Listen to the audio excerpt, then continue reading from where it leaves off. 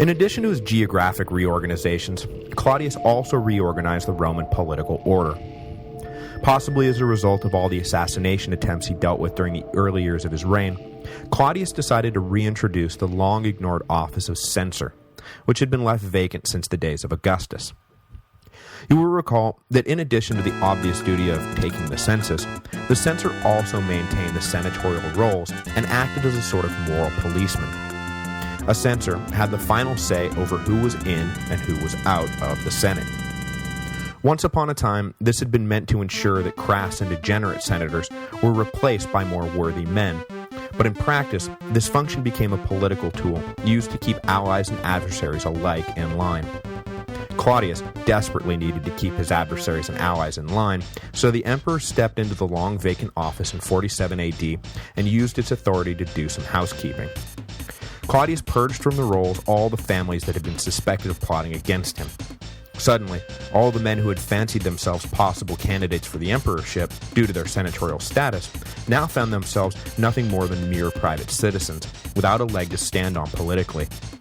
And of course, in their place, Claudius brought in men he could trust to be loyal, or at the very least, apathetic towards his administration.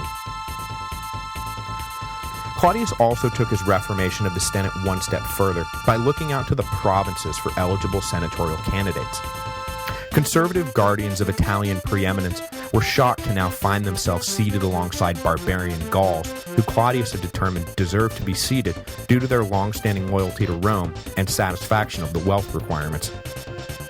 It was a move that was hotly debated, but Claudius held firm that the future strength of the empire required Rome to admit the provincials as equal, just as, so long ago, the Latins had been absorbed into Rome, and then, later, the whole of the Italian peninsula.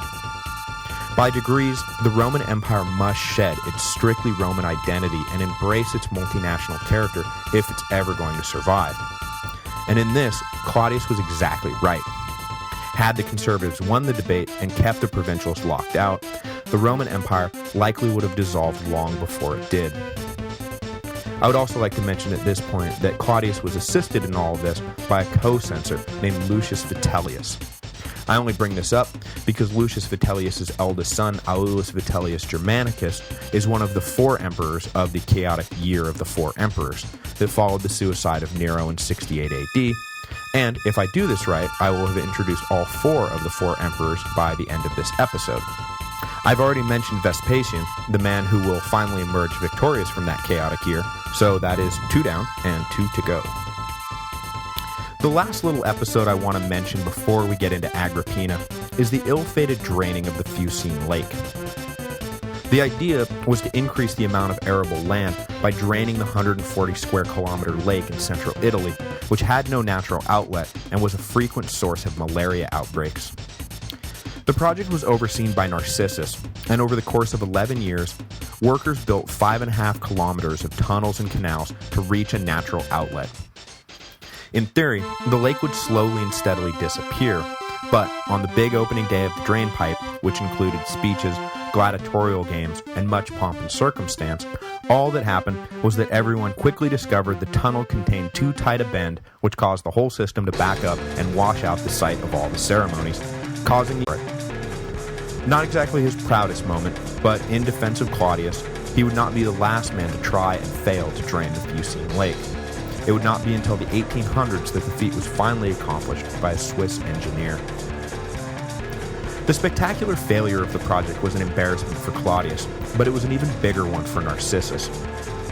It did not help that Claudius's new wife Agrippina, whose elevation to empress Narcissus had opposed, was using the opportunity afforded by the debacle to accuse Narcissus of embezzlement and incompetence.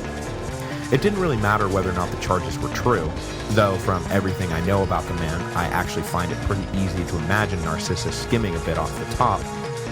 No, what mattered was that Agrippina had her chance to get rid of the troublesome freedman who was allying himself with Claudius' son Britannicus in what was shaping up to be another dynastic struggle between the Julio and Claudian halves of the family. In this struggle, the new empress would prove to be a formidable opponent in the game of power politics. Julia Agrippina, known to us as Agrippina Minor or Agrippina the Younger, was born in November of 15 AD the eldest daughter of Germanicus and his wife, Agrippina. Named for her mother, Agrippina Minor was carted around the empire by her parents until she wound up settled back in Rome following the death of her father in 19 AD. From that point, she was raised by her mother and then by her great-grandmother Livia, who, we will see, seems to have had a great influence on the child.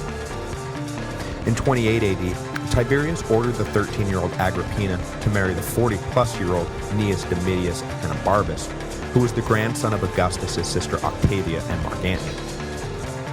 Domitius was apparently something of a cad, though the stories about him were likely exaggerated to help reinforce the despicable nature of his son, Lucius Domitius Ahenobarbus, the future Emperor Nero, who Agrippina gave birth to in 37 AD. To avoid confusion, I'm going to start calling the boy Nero right now, even though he will remain Lucius until his adoption by Claudius in 50 AD. Nero would wind up being Agrippina's only natural child, as Domitius died of congestive heart failure in January of 40 AD. You'll recall from the episode on Caligula that at first Agrippina and her other sisters were held in exalted status once their brother became emperor. But after the death of Drusilla, the relationship between the remaining siblings seems to have soured. As I mentioned, in 39 AD, Agrippina and her sister Julia Livilla were accused of conspiring against their brother's life with Marcus Aemilius Lepidus, who was A. the widower of Drusilla, B. already tagged by Caligula as a potential heir, and C. apparently the lover of both Agrippina and Julia Livilla. When the plot was exposed, Caligula banished his sisters to a small island in the Tyrrhenian Sea, where legend has it that he forced them to dive for sponges to earn their room and board. At this point, Agrippina had her entire estate confiscated, and her son Nero was stripped of the inheritance left to him by Domitius. Nero himself was carted off to live with a paternal aunt, and did not seem a likely candidate to survive childhood. But Agrippina and Nero's fortunes turned when Caligula was assassinated in 41. Claudius recalled the banished sisters, and Agrippina and her son were reunited. The now penniless princess cast about looking for a man with status and wealth necessary to get her back into the lifestyle to which she had grown accustomed. According to Suetonius, she set her sights on the already married General Galba, but was rebuked. Galba, of course, would eventually become the first of the 4 emperors in the year of 4 emperors, so, hey, that's 3 down and 1 to go. Agrippina got over the rejection and moved on to Gaius Salistus Crispus Passienus, who Claudius pressured to accept Agrippina's advances. Passienus had already been consul once and would be so again in 44, so his high status returned Agrippina to the center of court life. But the witty and vibrant Passienus fell ill and died in 47 AD, leaving Agrippina widowed once again, though this time she emerged from her bereavement an extremely wealthy woman. This led to her very first accusation of poisoning, which seems to be something of a rite of passage for Julio-Claudian women. When Messalina was executed and the emperor was left a bachelor, the now single Agrippina defied convention and good taste by openly pursuing her uncle as a potential husband. As I said at the end of the last episode, the execution of Messalina led each of Claudius's trusted freedmen to back a different woman for the emperorship. Narcissus backed Claudius's former wife Aelia Paetina, and Callistus backed Lolia Paulina, who had been married to Caligula for about 6 months in 38 AD. Pallas, the Secretary of the Treasury, meanwhile, pushed for Claudius to do the unthinkable. He and Agrippina had become lovers, and if she became empress, well, Pallas figured that he would be set for life. So he argued that the Julio and Claudian wings of the family must be reunited for the dynasty and Rome to survive. Claudius was swayed by these arguments and took the same line to the Senate when he announced his intention to marry his own niece. It was for the good of the empire, Claudius said, and you should treat it as such, and not think too hard about the clear-cut incestual union I'm proposing here. The Senate wasn't very happy about it, but they relented and backed the marriage.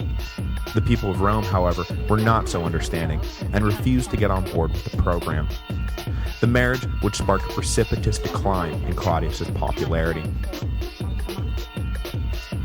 Agrippina had gone through a number of image makeovers in her life, from pitiable daughter of Germanicus to immoral harlot of Caligula's court to sympathetic exiled mother. With her marriage to Claudius on New Year's Day 49 AD, though, she crystallized into the woman history remembers her as, the ruthlessly ambitious Empress of Rome. Much like Livia before her, Agrippina poured her ambition into the only vessel a woman like her could use to gain and hold power in patriarchal Rome, her son. Even before her marriage to Claudius, Agrippina was hard at work setting Nero up for success. In 48, she had conspired with the aforementioned co-censor Vitellius to smear the fiancé of Claudius's daughter Claudia Octavia to clear the way for Nero to marry into the imperial family.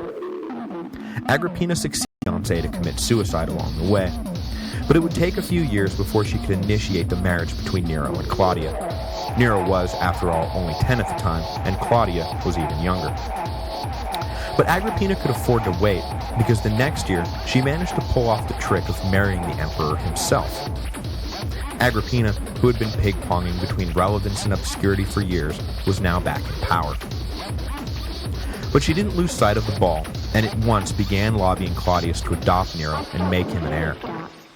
In 50, Claudius finally relented and adopted 13-year-old Lucius Domitius Ahenobarbus, at which point the boy took the name Nero Claudius Caesar Drusus Germanicus, shortened for our purposes, to Nero.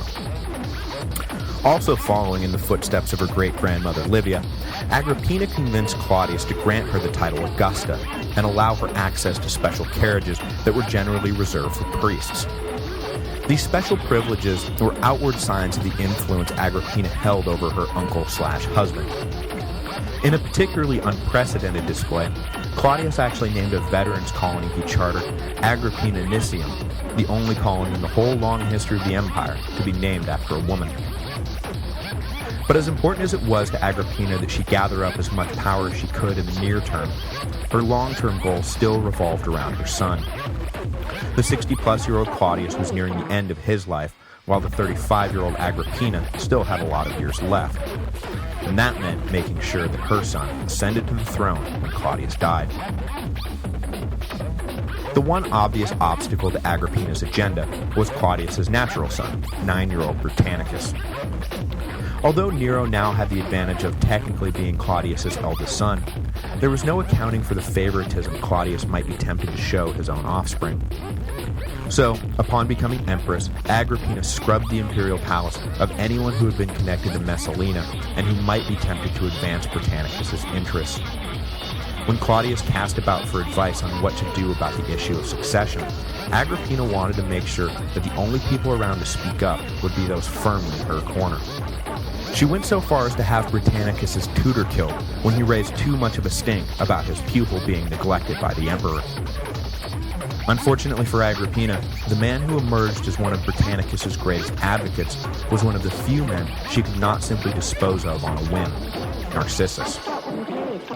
The freedman had his doubts about Britannicus, but those paled in comparison to his doubts about Nero.